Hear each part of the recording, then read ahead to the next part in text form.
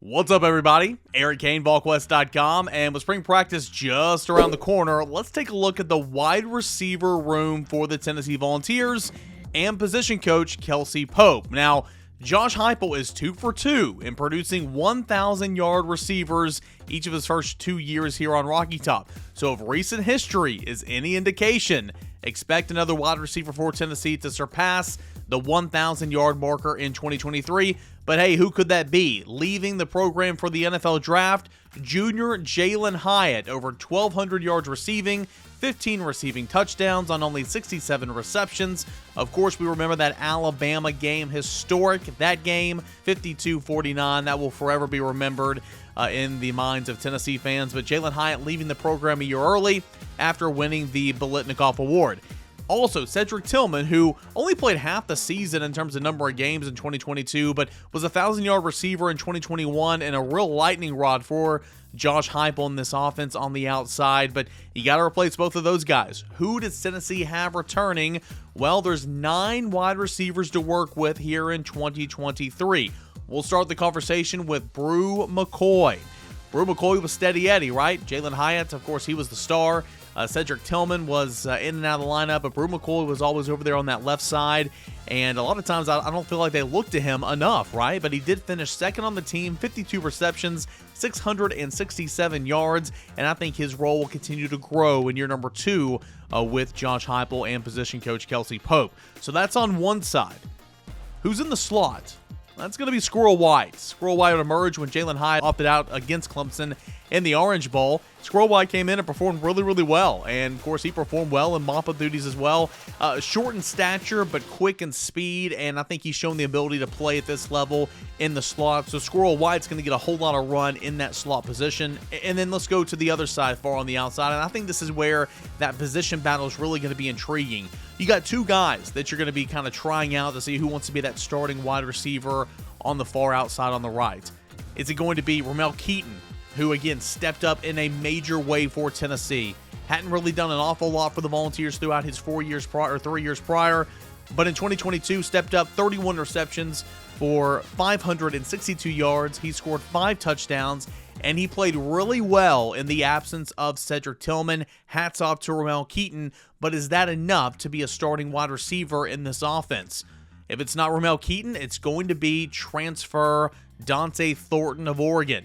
Long, explosive, length. That's what you love in an outside wide receiver in this Josh Heupel offense.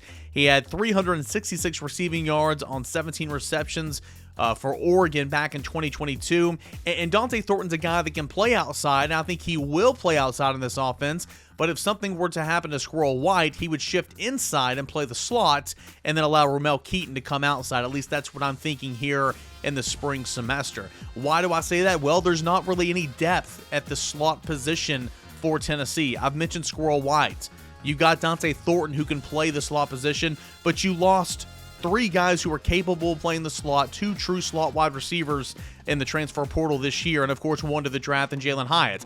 The ones who left the program for the transfer portal, Walker Merrill, who is now at Wake Forest, Jimmy Callaway, who is now at Louisville, and then Jimmy Holiday, who's not a slot wide receiver, but he left for Western Kentucky as well. Those are the departures. Count them up: 1 in Hyatt, 2 in Merrill, 3 in Callaway. Those are 3 losses at the slot position, and there's not a whole lot of depth for Tennessee at that spot. So that's the biggest question in my mind heading into spring, and seeing if they can create some depth and develop some depth there behind Squirrel White so they don't have to force Dante Thornton to the slot, which he is capable of. But I think Tennessee is better with him on the outside. So who are behind those main 4? And we know Tennessee doesn't play an awful lot of wide receivers, but who are behind those key 4 that I've already mentioned? Well, let's go back over to McCoy's side. 2 freshmen now turned sophomores, and this will be a big spring for both Chaz Nimrod and Caleb Webb. Heard a lot of good things about Chaz Nimrod over the spring and in fall camp. Some injuries might have held him back a little bit, but we need to see both Chaz Nimrod and Caleb Webb, 2 receivers, a part of the class of 2022, step up and try to solidify their role in this offense here in the spring semester. Let's go to the other side on the outside. What about Nathan Laycock?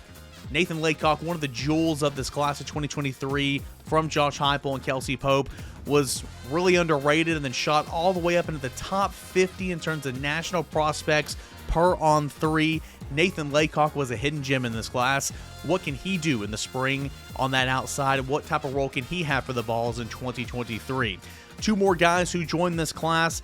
Cam Seldon, who very well could be practicing at running back, but he's a guy that can also play wide receiver as well. And then Nate Spillman from Lipscomb Academy. Tennessee's offense, it goes with some explosive wide receivers. We've seen that each of the first 2 seasons here on Rocky Top with Josh Heupel. It was Cedric Tillman in year 1. It was Jalen Hyatt in year 2. Who could it be in year number 3? We'll see what the 9 wide receivers have to say in spring practice here in about a month on the banks of the Tennessee River.